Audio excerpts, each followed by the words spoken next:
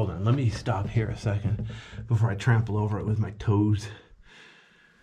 Those holes in the floor are natural.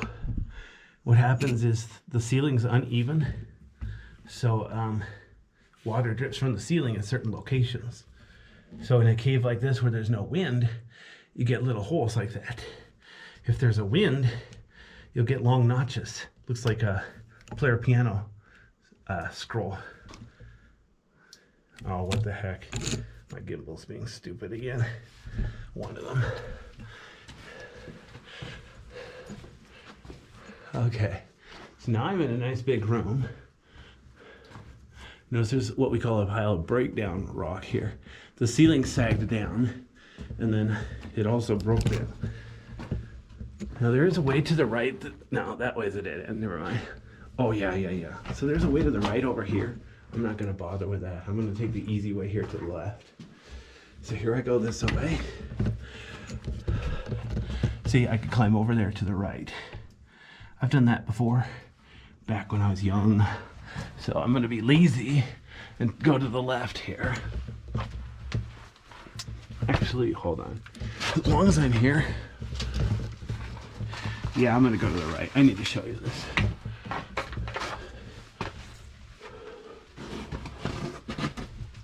Oh, or that noise was just my backpack rubbing on the ceiling. Trying to point the flashlights forward. It's not working out. So I'm climbing over dirt here, which basically means dirt has been leaking into the cave from above or through the walls. All right, here we go.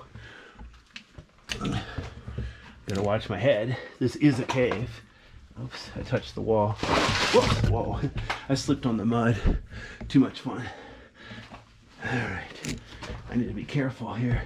I have to hit my head, the wall, the ceiling, slip on the floor, etc., etc. And my gimbal is being stupid. Yeah.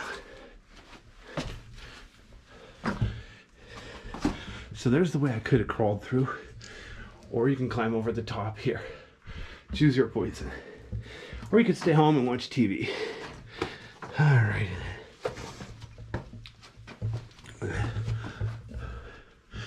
Notice the silver color there.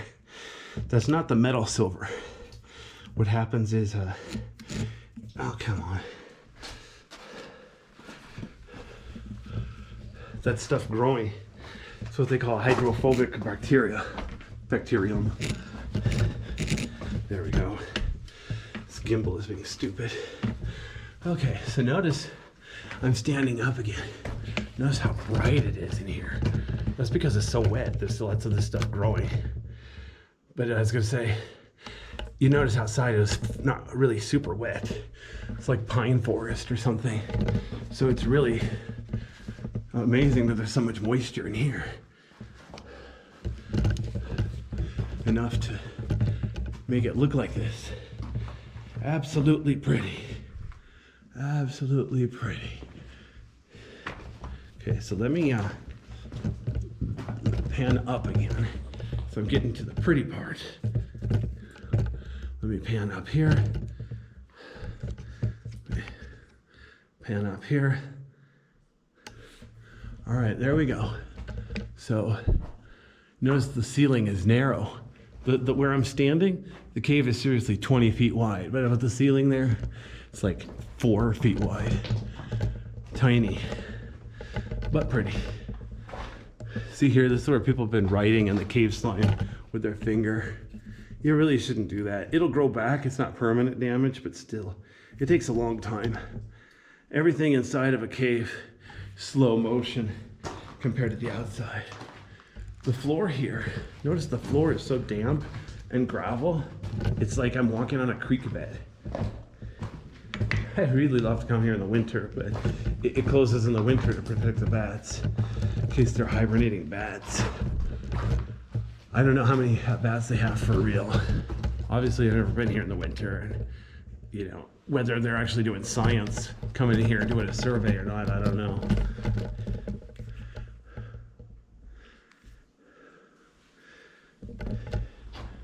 Okay. Hang on. Got my cameras pointed up, but my flashlights want to point down. So, all right, so let me pan down again. There's only one other person in the cave.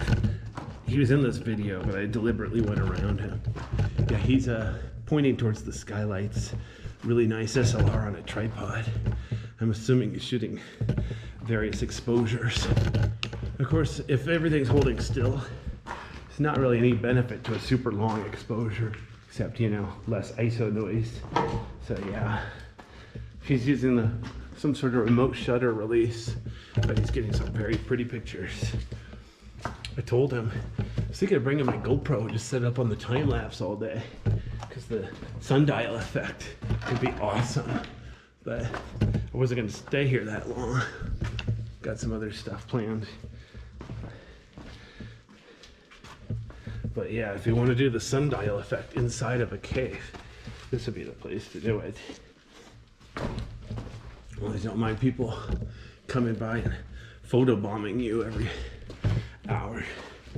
Just kidding. There's probably only like one group of people per day, judging by the sign-in sheet.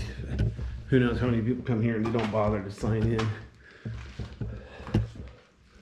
I'm gonna pan to the left here because I want you to see how uneven this floor is. Oops, I got my camera pointing the wrong way again. Or the wall. I said floor, I meant wall. Here we are. Here's a pretty wall. Of course, I'll see that view on the way back out. I think I'm almost to the end. I only come to these caves like once every few years, once every 1 to 3 years. So, just enough that I've forgotten enough. So when I come back, it's almost new. If I come every 5 minutes, memorize it. What's the point? So here's another place I want to pan up. See the ceiling here. Gotta watch the floor. There are a lot of trip hazards on the floor in this cave. It's not the safest. Okay, so let me, oops, there.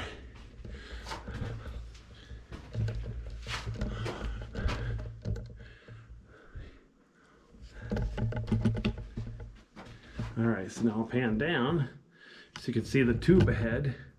Now it's getting lower, like below 6 feet. I think I'm about 5'10" now. That's where I used to be taller. I think I shrunk. But anyway, notice the cave is suddenly much, much lower. Now you'll notice a few things. One, there's like a trench on the left. I'm not sure how much of that is natural, how much of that is actually from people trying to dig through and get farther. But anyway, it's big enough for me. I'm gonna go ahead and take off my backpack. That crunching noise was just my knee pad leaning on the ground. I'm leaning on my knee pad. Whoa. Okay, so let me pan my camera up just a bit. Oh, this is kind of a cool effect right here. All right. Oops. I'm using like GoPro handlebars to hold 5-pound flashlights or something, so it's not holding together at all like I want. In fact, I don't know if what I want even exists.